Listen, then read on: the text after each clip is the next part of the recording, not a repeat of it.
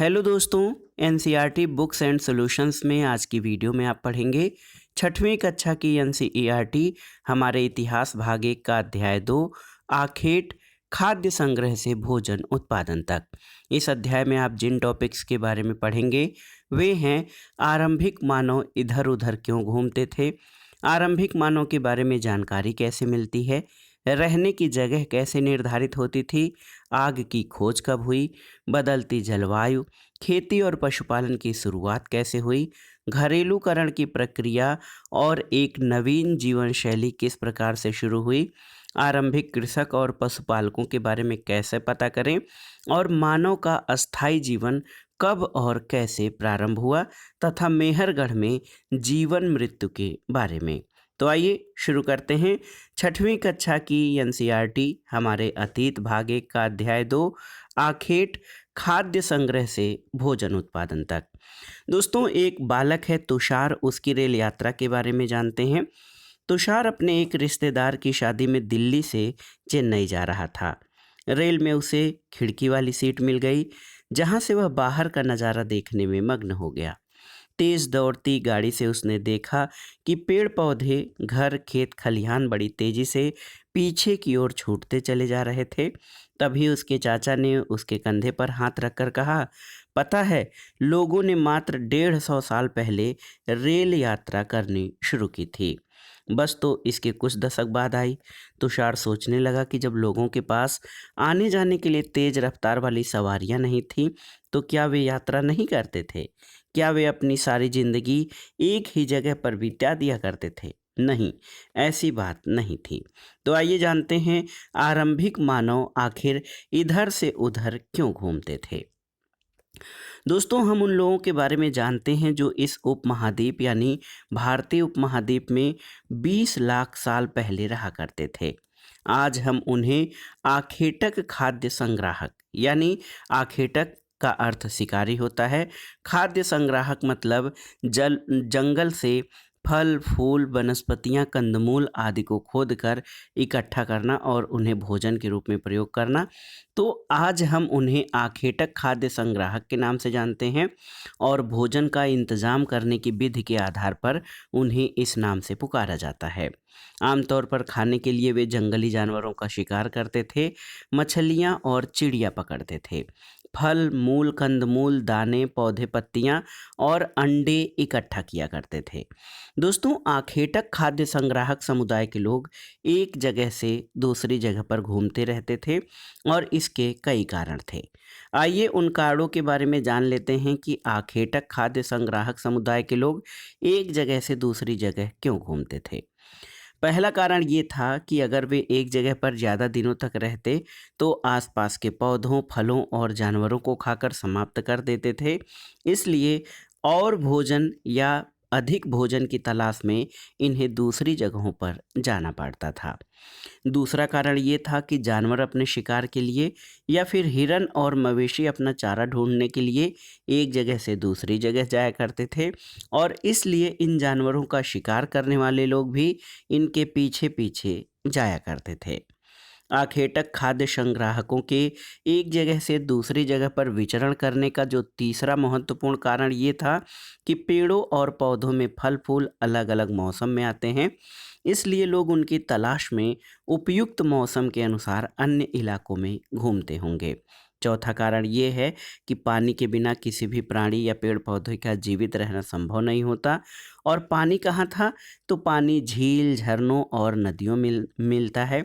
यद्यपि कई नदियों और झीलों का पानी कभी नहीं सूखता, कुछ झीलों और नदियों में पानी बारिश के बाद ही मिल पाता है। इसलिए ऐसी झीलों और नदियों के किनारे जो बसे लोग थे, उनको सूखे मौसम में पानी की तलाश में इधर उधर जाना पड़ता रहा होगा। तो आपने उन महत्वपूर्ण कारणों के बारे में जान लिया कि मनुष्य एक जगह से दूसरी जगह क्यों घूमते थे। अब आइए जानते हैं आरंभिक मानव के बारे में जो जानकारी है वो कैसे मिलती है।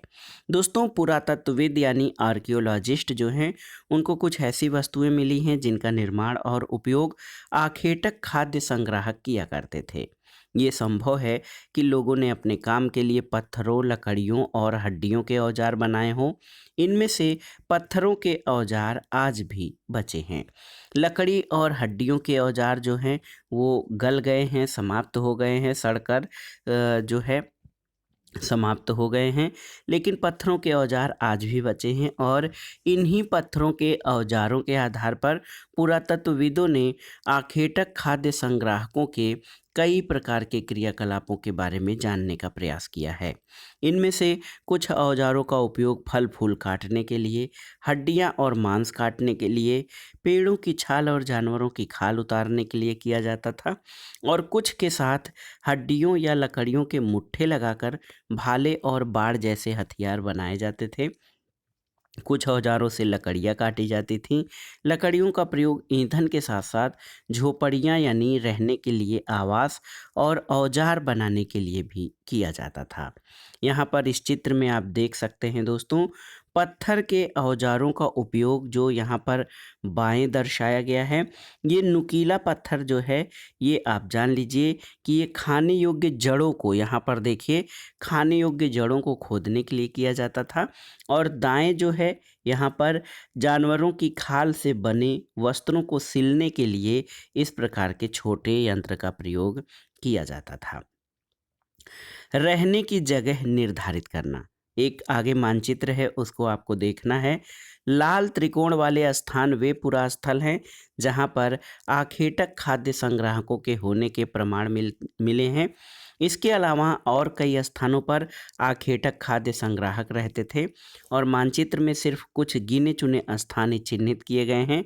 कई पुरास्थल इनमें से नदियों और झीलों के किनारे पाए जाते हैं और कारण भी हमने देख लिया कि पानी की आवश्यकता जानवरों को, व्यक्ति को, पशु पक्षियों को, सबको पड़ती थी और इसीलिए अधिकतर मानव अपने रहने की जगह जो है वो किसी जल स्रोत के निकट ही बनाते थे। यहाँ पर आप देखिए, इस मानचित्र में कुछ महत्वपूर्ण पुरास्थल दिए गए हैं। प्रतीकों की सहायता से आइए समझने का प्रयास करते हैं। तो सबसे पहले लाल त्रिकोण में पूरा पाषाणिक पुरास्थल दिए गए हैं। इसमें भीमबेटका है और हुसंगी है तथा कुरनूल की गुफाएं हैं। 3 स्थल लाल त्रिकोण से दिए गए हैं और ये पूरा पाषाणिक स्थल हैं। आइए इनके बारे में जानते हैं। तो भीमबेटका, आप जानते भी होंगे कि भीमबेटका मध्य प्रदेश के रायसेन जिले में पूरा पाषाणिक स्थल है और ये नर्मदा घाटी में अवस्थित है।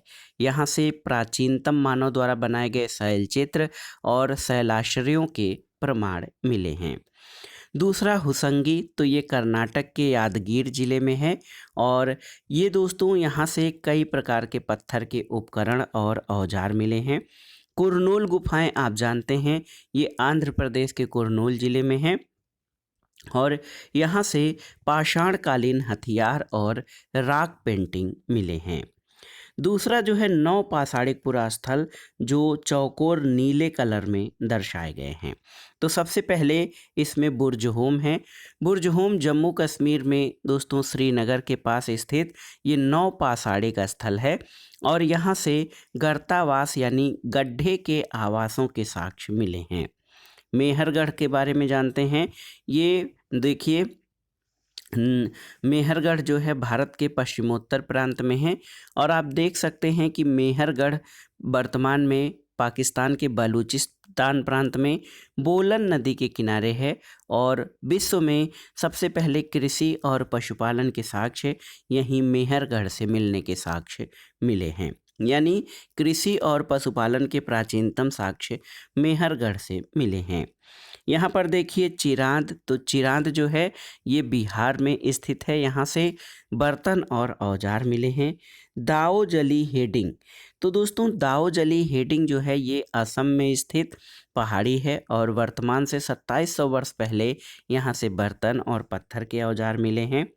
कुलडीहवा और महगढ़ा, तो याद रखिएगा कुलडीहवा दोस्तों उत्तर प्रदेश के बेलन नदी घाटी में है और यहाँ से पूरे विश्व को चावल की कृषि के साक्ष्य सबसे पहले मिले थे।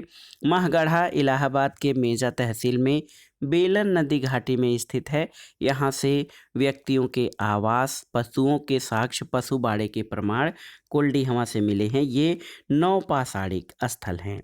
इसके अलावा हल्लूर, हल्लूर देखिए ये भी नौपाषाणिक स्थल है दोस्तों, कर्नाटक में हावेरी जनपद में। यहाँ से मानव बस्तियों के प्राचीनतम साक्ष्य मिले हैं। और पय्यमपल्ली, तो पय्यमपल्ली तमिलनाडु राज्य में स्थित है। ये नौपाषाणिक स्थल है। इसके अलावा ग्रीन कलर से जो डॉटेड हैं, ये देखिए महापाषाणिक पुरास्थल के बारे में दर्शाया गया है। तो ब्रह्मगिरी, ब्रह्मगिरी ये दोस्तों ये कर्नाटक में स्थित है। और इसके अलावा आप देख सकते हैं कि ये आदिचनल्लूर, आदिचनल्लूर ये तमिलनाडु राज्य में स्थित है। ये महापाषाणिक स्थल हैं। इसके अलावा आरंभिक गांव यहाँ पर आपको देख लीजिए, ईनाम गांव जो कि महाराष्ट्र में उत्तर हड़प्पाई स्थल महाराष्ट्र के पुणे जिले में है। और यहाँ से उत्तर पाषाणकालीन जो है साक्ष्य मिलते हैं, उत्तर पाषाणकालीन बस्ती के साक्ष्य मिलते हैं ईनाम गांव से, जिसको आरंभिक गांव का दर्जा दिया जाता है। और आधुनिक नगरों में आप देख सकते हैं मुंबई महाराष्ट्र का और कोलकाता पश्चिम बंगाल का आधुनिक नगर है। तो हमने मानचित्र में दर्शाए गए सभी महत्वपूर्ण पुरा स्थलों के बारे में जान लिया है। दोस्तों आप जान लीजिए पत्थर के उपकरण प्राचीन काल में बहुत ही महत्वपूर्ण थे, इसलिए लोग ऐसी जगह ढूंढते रहते थे जहां पर अच्छे पत्थर मिल सके। दोस्तों भीमबेटका के बारे में हमने पढ़ा है कि ये पूरा पाषाणिक स्थल है। और भीमबेटका आधुनिक मध्य प्रदेश में, इस पुरा स्थल पर गुफाएं और कंदराएं मिली हैं। लोग इन गुफाओं में इसलिए रहते थे क्योंकि यहाँ उन्हें बारिश से, धूप से, हवाओं से राहत मिलती थी। ये गुफाएं नर्मदा घाटी के पास हैं। और यहाँ पर आपसे पूछा गया है कि क्या आप बता सकते हैं कि लोगों ने रहने के लिए ये स्थान क्यों चुनी होगी? तो यहाँ पर जल की उपलब्धता रही होगी और फल फूल पेड़ पौधे तथा जो जानवर थे उनकी उपलब्धता रही होगी। और दोस्तों भीमबेटका से सबसे पहले प्राचीन मानव द्वारा बनाए गए शैल चित्रों के उदाहरण दिए गए हैं। यहाँ पर एक शैल चित्र दिया गया है जिसमें एक व्यक्ति हिरण का पीछा कर रहा है। और आप देख लीजिए कि जिन गुफाओं में लोग रहते थे उनमें से कुछ की दीवारों पर चित्र बने मिले हैं। कुछ सुंदर उदाहरण मध्य प्रदेश और दक्षिणी उत्तर प्रदेश की गुफाओं में से मिले हैं। इन जंगली जानवरों का बड़ी कुशलता से सजीव चित्रण किया गया है। आप यहाँ पर इस चित्र में देख सकते हैं कि किस तरह से इन पर जो है प्राचीन मानव या आदिकालीन मानव के द्वारा जो है चित्रकारी की गई है। पुरा स्थल किसे कहते हैं? तो दोस्तों पुरा स्थल उस स्थान को कहते हैं जहां औजार, बर्तन और इमारतों जैसी वस्तुओं के अवशेष मिलते हैं। ऐसी वस्तुओं का निर्माण लोगों ने अपने काम के लिए किया था, बाद में उन्हें वहीं छोड़ गए। ये ज़मीन के ऊपर, अंदर, कभी कभी समुद्र और नदी के तल में भी पाए जाते हैं। और इन पुरा स्थलों के बारे में आगे के अध्याय में हम पढ़ेंगे। तो पुरा स्थल वे स्थान हैं जहाँ से प्राचीन काल के मानव द्वारा दोस्तों प्रयोग किए गए औजार, बर्तन, इमारतें जैसी वस्तुओं के अवशेष मिलते हैं। आइए जानते हैं आग की खोज। तो मानचित्र में हमने कुरनूल गुफा के बारे में जाना था। कुरनूल गुफा, ये आप जान लीजिए कि जो कुरनूल गुफा है दोस्तों, इसके बारे में ये आंध्र प्रदेश के कुरनूल जनपद में अवस्थित है। यहाँ से दोस्तों कुरनूल से राख के अवशेष मिले हैं। तो इसका मतलब क्या हुआ? मतलब ये हुआ कि आरंभिक लोग आग जलाना सीख गए थे। आग का प्रयोग कई कार्यों के लिए किया गया होगा, जैसे प्रकाश के लिए, मांस भूनने के लिए और खतरनाक जानवरों को दूर भगाने के लिए। आज हम आग का उपयोग किस लिए करते हैं? तो आज आग का उपयोग बहुत अधिक व्यापक हो गया है। आज भी प्रकाश के लिए तो कम, मांस भूनने के लिए या भोजन पकाने के लिए, इन सब चीज़ों के लिए आग का उपयोग किया जाता है। तो आग की खोज के जो साक्ष्य हैं वो राख के टीलों से, संगनकल्लू और कुरनूल गुफाओं से राख से जो स्पष्ट होता है कि प्राचीन मानव को आग की जानकारी मिल गई थी। नाम और तिथियों के बारे में जान लें कि हम जिस काल के बारे में पढ़ रहे हैं, पुरातत्वविदों ने उसे उनके बड़े-बड़े नाम रखे हैं। आरंभिक काल को वे पूरा पाषाण काल कहते हैं। ये 2 शब्दों यानी प्राचीन और पाषाण यानी प्राचीन पत्थर से बना है। ये नाम पुरास्थलों से प्राप्त पत्थर के औजारों के महत्व को बताता है। पूरा पाषाण काल 20 लाख साल पहले से 12,000 साल पहले के दौरान माना जाता है। इस काल को 3 भागों में विभाजित किया जाता है: आरंभिक पुरापाषाण काल, मध्य पुरापाषाण काल और उत्तर पुरापाषाण युग। मानव इतिहास की लगभग 99% कहानी इसी काल के दौरान घटित हुई। जिस काल में हमें पर्यावरणीय बदलाव देखने को मिलते हैं उसे मेसोलिथ यानी मध्य पाषाण युग कहते हैं। इसका समय लगभग 12,000 साल पहले से लेकर 10,000 साल पहले तक माना गया है। इस काल के पाषाण औजार आमतौर पर बहुत छोटे होते थे। इन्हें माइक्रोलिथ यानी लघु पाषाण कहा जाता था और प्रायः इन औजारों में हड्डियों और लकड़ियों के मुट्ठे लगे हंसिया और आरी जैसे औजार मिलते हैं। साथ साथ पूरा पाषाण युग वाले औजार भी इस दौरान बनाए जाते रहे। अगले युग की शुरुआत लगभग 10,000 साल पहले से होती है। इसे नवपाषाण युग कहा जाता है। नवपाषाण काल का क्या मतलब होगा? तो नवपाषाण काल का मतलब नए नए प्रकार के या जो है पाषाण काल की जो तीसरी स्थिति है उसको नवपाषाण काल कहा गया। तो आप जान लीजिए, जो अध्ययन की सुविधा की दृष्टि से मानव जीवन का जो विकास है, इतिहास है, इसको मोटे तौर पर पूरा पाषाण काल, मध्य पाषाण काल और नवपाषाण काल में बांटा गया है। बदलती जलवायु के बारे में जान लें। लगभग 12,000 साल पहले दुनिया की जलवायु में बड़े बदलाव आए, गर्मी बढ़ने लगी। इसके परिणामस्वरूप कई क्षेत्रों में घास वाले मैदान बनने लगे। इससे हिरण, बारहसिंगा, भेड़, बकरी और गाय जैसे उन जानवरों की संख्या बढ़ी जो घास खाकर जिंदा रह सकते हैं।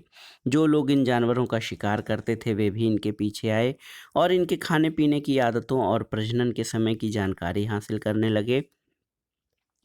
हो सकता है तब लोग इन जानवरों को पकड़कर अपनी अपनी ज़रूरत के अनुसार पालने की बात सोचने लगे हों। साथ ही इस काल में मछली भी भोजन का महत्वपूर्ण स्रोत बन गई थी। तो जलवायु परिवर्तन या बदलती हुई जलवायु से लोगों के सोच विचार और उनके रहन सहन के तरीकों में बदलाव आया। खेती और पशुपालन की शुरुआत के बारे में जानते हैं। तो दोस्तों, इस दौरान उपमहाद्वीप के भिन्न भिन्न इलाकों में गेहूं, जौ और धान जैसे अनाज प्राकृतिक रूप से उगने लगे थे। शायद महिलाओं, पुरुषों और बच्चों ने इन अनाजों को भोजन के लिए बटोरना शुरू कर दिया होगा। साथ ही वे ये भी सीखने लगे होंगे कि अनाज कहाँ उगते हैं और कब पक कर तैयार होते थे। ऐसा करते करते लोगों ने इन अनाजों को खुद पैदा करना सीख लिया होगा और इस प्रकार धीरे धीरे वे कृषक बन गए होंगे। इसी तरह लोगों ने अपने घरों के आसपास चारा रखकर जानवरों को आकर्षित कर उन्हें पालतू बनाया होगा। सबसे पहले जिस जंगली जानवर को पालतू बनाया गया वो कुत्ते का जंगली पूर्वज था। धीरे धीरे लोग भेड़, बकरी, गाय, सूअर जैसे जानवरों को अपने घरों के नज़दीक आने को उत्साहित करने लगे। ऐसे जानवर झुंड में रहते थे और ज़्यादातर घास खाते थे। अक्सर लोग अन्य जंगली जानवरों के आक्रमण से इनकी सुरक्षा किया करते थे और इस तरह धीरे धीरे वे पशुपालक बन गए होंगे। आइए जानते हैं घरेलूकरण की प्रक्रिया। लोगों द्वारा पौधे उगाने और जानवरों की देखभाल करने को घरेलूकरण की प्रक्रिया का नाम दिया गया है। अपनाए गए ये पौधे तथा जानवर अक्सर जंगली पौधों और जानवरों से भिन्न होते हैं। इसकी वजह यह है कि इस प्रक्रिया के तहत अपनाए गए पौधों या जानवरों का लोग चयन करते हैं। लोग उन्हीं पौधों और जानवरों का चयन करते हैं जिनके बीमार होने की संभावना कम हो। यही नहीं, लोग उन पौधों को चुनते हैं जिनसे बड़े दाने वाले अनाज पैदा होते हैं और जिनकी डंठलें मजबूत अनाज के पके दानों के भार को संभाल सकें। और दोस्तों, ऐसे पौधों के बीजों को संभाल कर रखा जाता है ताकि फिर उन्हें उगाने के लिए उनके गुण सुरक्षित रह सकें। इन्हीं जानवरों को आगे प्रजनन के लिए चुना जाता है जो आमतौर पर अहिंसक होते हैं। इसलिए हम देखते हैं कि पाले गए जानवर तथा कृषि के लिए अपनाए गए पौधे जंगली जानवरों और पौधों से धीरे धीरे अलग होते गए। मिसाल के तौर पर जंगली जानवरों की तुलना में पालतू पशुओं के दांत और सींग छोटे होते हैं। और दोस्तों, यह प्रक्रिया दुनिया में धीरे धीरे चलती रही। करीब 12,000 साल पहले शुरू हुई थी ये प्रक्रिया। वास्तव में आज हम जो भोजन करते हैं वो इसी प्रक्रिया की वजह से है। कृषि के लिए अपनाई गई सबसे प्राचीन फसलों में गेहूं और जौ आते हैं। इसी तरह सबसे पहले पालतू बनाए गए जानवरों में कुत्ते के बाद भेड़ बकरी आते हैं। यहाँ पर आप देख सकते हैं चित्र में अनाज के उपयोग को दर्शाया गया है बीज के रूप में, खाद्य के रूप में, उपहार के रूप में और भंडारण के लिए। तो एक नवीन जीवन शैली विकसित हुई। यदि हम किसी पौधे के बीज को बोकर देखेंगे तो इसे विकसित होने में कुछ समय लगेगा, कुछ दिन, महीने या फिर साल तक लग सकता है। इसलिए जब लोग पौधे उगाने लगे तो उनकी देखभाल के लिए उन्हें एक ही जगह पर लंबे समय तक रहना पड़ा था। बीज बोने से लेकर फसलों के पकने तक, पौधों की सिंचाई करने, खरपतवार हटाने, जानवरों और चिड़ियों से उनकी सुरक्षा करने, इसमें बहुत सारे काम शामिल थे। कटाई के बाद अनाज का उपयोग बहुत संभाल कर करना पड़ता था। अनाज को भोजन और बीज दोनों ही रूपों में बचाकर रखना आवश्यक था और इसलिए लोगों को इसके भंडारण की बात सोचनी पड़ी। और बहुत से इलाकों में, क्षेत्रों में लोगों ने मिट्टी के बड़े बड़े बर्तन बनाए, टोकरियाँ बुनी या फिर ज़मीन में गड्ढा खोदा। और क्या आपको लगता है कि शिकारी या भोजन संग्रह करने वाले बर्तन बनाते और उनका प्रयोग करते होंगे? बिल्कुल, बिल्कुल बनाते होंगे, क्योंकि उन सामानों को रखने के लिए उन्हें बर्तन और टोकरियों की आवश्यकता पड़ती थी। जानवर चलते फिरते खाद्य भंडार की तरह। दोस्तों, जानवर बच्चे देते हैं जिससे उनकी संख्या बढ़ती है। अगर जानवरों की देखभाल की जाए तो उनकी संख्या तो बढ़ती ही है, साथ ही उनसे दूध भी प्राप्त हो सकता है जो भोजन का अच्छा स्रोत है। यही नहीं, जानवरों से हमें मांस भी मिलता है। दूसरे शब्दों में पशुपालन भोजन के भंडारण का एक तरीका है। भोजन के अतिरिक्त जानवरों से खाल और अन्य उपयोगी वस्तुएं, सींग से और अन्य चीज़ें उनसे मिल सकती हैं। और आज जानवरों का उपयोग किस लिए होता है? तो जानवरों का उपयोग आज दूध, मांस और अन्य प्रकार के कार्यों के लिए किया जाता है। अगला है दोस्तों कि आओ आरंभिक कृषकों और पशुपालकों के बारे में पता करें। तो कई नीले वर्ग जो आपको मानचित्र में दिखे हैं वो नौपाषाणिक स्थल हैं। इनमें से प्रत्येक बिंदु उस जगह को दर्शाता है जहां पुरातत्वविदों को शुरुआती कृषक और पशुपालकों के होने के साक्ष्य मिले हैं। और इसमें आप जान लीजिए कि मेहरगढ़, कोल्डिहमा, महागढ़ा, ये सब महत्वपूर्ण है। ये पूरे उपमहाद्वीप में पाए गए हैं। इनमें सबसे महत्वपूर्ण पश्चिमोत्तर क्षेत्र में, आधुनिक कश्मीर में और पूर्वी तथा दक्षिणी भारत में पाए गए हैं। वास्तव में ये जो निर्दिष्ट स्थान हैं कृषकों और पशुपालकों की बस्तियां थीं या नहीं, इसे जांचने के लिए वैज्ञानिक खुदाई में मिले पौधे और पशुओं की हड्डियों के नमूनों का अध्ययन करते हैं। इनमें से सबसे रोचक जले हुए अनाज के दानों के अवशेष हैं। ऐसा लगता है कि ये गलती से या फिर जानबूझकर जलाए गए होंगे। वैज्ञानिक इन अनाज के दानों की पहचान कर सकते हैं और इस तरह हमें पता चलता है कि इस उपमहाद्वीप के विभिन्न भागों में बहुत सारी फसलें उगाई जाती रही होंगी और वैज्ञानिक विभिन्न जानवरों की हड्डियों को भी पहचान कर सकते हैं। और इसी से जीवन अस्थायी हुआ। आप जान लीजिए, पुरातत्वविदों को कुछ पुरास्थलों पर झोपड़ियों और घरों के निशान मिले हैं, जैसे कि बुर्ज होम। वर्तमान कश्मीर के लोग गड्ढे के नीचे घर बनाते थे जिन्हें गर्तावास कहा जाता था। इनमें उतरने के लिए सीढ़ियाँ होती थीं, इससे उन्हें ठंड के मौसम में सुरक्षा मिलती होगी। पुरातत्वविदों को झोपड़ियों के अंदर और बाहर दोनों ही स्थानों पर आग जलाने की जगहें मिली हैं। ऐसा लगता है कि लोग मौसम के अनुसार घर के अंदर या बाहर खाना पकाते होंगे। बहुत सारी जगहों से पत्थर के औजार भी मिले हैं। इनमें से कई ऐसे हैं जो पुरापाषाण कालीन उपकरणों से भिन्न हैं, इसलिए इन्हें नवपाषाण युग का माना गया है। इनमें वे औजार भी हैं जिनकी धार और अधिक पहना करने के लिए उन पर पॉलिश चढ़ाई जाती थी। ओखली और मूसल का प्रयोग अनाज तथा वनस्पतियों से प्राप्त अन्य चीज़ों को पीसने और कूटने के लिए किया जाता था। और दोस्तों, आज से हजारों साल बाद भी ओखली और मूसल का प्रयोग अनाज पीसने के लिए किया जाता है। और इसी तरह जो पुराने पत्थर के युग के औजारों का निर्माण और प्रयोग लगातार होता रहा। कुछ औजार हड्डियों से भी बनाए गए। यहाँ पर आपको चित्र में नवपाषाण युग के कुछ उपकरण दर्शाए गए हैं कि ये इनमें किस तरह से बदलाव हुआ। ये काफ़ी तीखे और पैने बना दिए गए। दोस्तों, नवपाषाण युग के पुरास्थलों से कई प्रकार के मिट्टी के बर्तन मिले हैं। कभी कभी इन पर अलंकरण किया जाता था। बर्तनों का उपयोग चीज़ों को रखने के लिए किया जाता था। धीरे धीरे लोग बर्तनों का प्रयोग खाना बनाने के लिए करने लगे। चावल, गेहूं और दलहन जैसे अनाज अब आहार का महत्वपूर्ण हिस्सा बन गए थे। और साथ साथ अब लोग कपड़े भी बुनने लगे थे। इसके लिए कपास जैसे आवश्यक पौधे उगाए जा सकते थे। दोस्तों, क्या ये परिवर्तन हर जगह एक साथ आ गए होंगे? तो ऐसी बात नहीं है। एक तरफ जहाँ कई जगहों पर स्त्री पुरुष शिकार और भोजन संग्रह करने का काम कर रहे थे, वहीं अन्य लोगों ने हजारों सालों के दरमियान धीरे धीरे खेती और पशुपालन को अपना लिया। बहुत जगह लोग मौसम के मुताबिक बदल बदल कर अपनी जीविका चलाया करते थे। आइए दोस्तों, एक सूक्ष्म निरीक्षण या केस स्टडी करते हैं मेहरगढ़ में जीवन मृत्यु के बारे में। दोस्तों, मेहरगढ़ आप जानते हैं, ये ईरान जाने वाले सबसे महत्वपूर्ण रास्ते बोलन दर्रे के पास हरा भरा समतल मैदान है। मेहरगढ़ संभवतः वो स्थान है जहाँ के स्त्री पुरुषों ने इस इलाके में सबसे पहले जौ गेहूँ उगाना और भेड़ बकरी पालना सीखा था। मेहरगढ़ वर्तमान पाकिस्तान में बलूचिस्तान प्रांत में है। मेहरगढ़ से विभिन्न जानवरों की हड्डियां मिली हैं। इनमें हिरण और सूअर जैसे जंगली जानवर और भेड़ और बकरियों की हड्डियां हैं। मेहरगढ़ में इसके अलावा चौकोर और आयताकार घरों के अवशेष भी मिले हैं। प्रत्येक घर में 4 या उससे ज़्यादा कमरे हैं, जिनमें से कुछ संभवतः भंडारण के काम आते रहे होंगे। और आप देखिए मेहरगढ़ के घर का चित्र।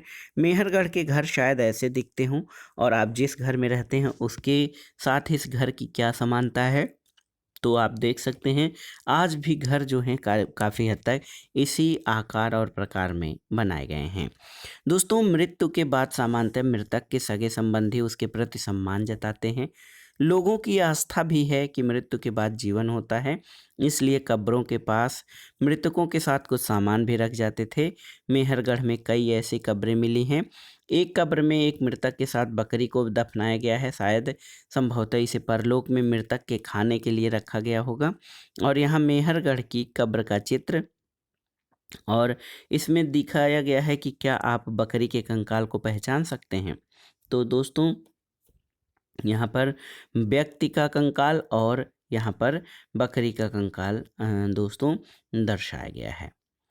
तो देखिए यहाँ पर बहुत ही महत्वपूर्ण ये चैप्टर था। 6वीं कक्षा के सामाजिक विज्ञान के इतिहास खंड हमारे अतीत भाग 1 का ये था अध्याय 2, आखेट खाद्य संग्रह से भोजन उत्पादन तक। तो इस अध्याय में जो महत्वपूर्ण बिंदु हैं उन सब के बारे में हमने जान लिया है। इस अध्याय से संबंधित शार्ट नोट्स और जो अभ्यास प्रश्न हैं, ये सारे जो प्रश्न हैं इनको हम अगले वीडियो में कवर करेंगे। ये वीडियो या ये श्रृंखला आपके लिए कितनी लाभदायक हो रही है हमें ज़रूर बताइएगा। वीडियो को लाइक करें, शेयर करें और इस चैनल को सब्सक्राइब करें। वीडियो देखने के लिए धन्यवाद दोस्तों। नमस्कार।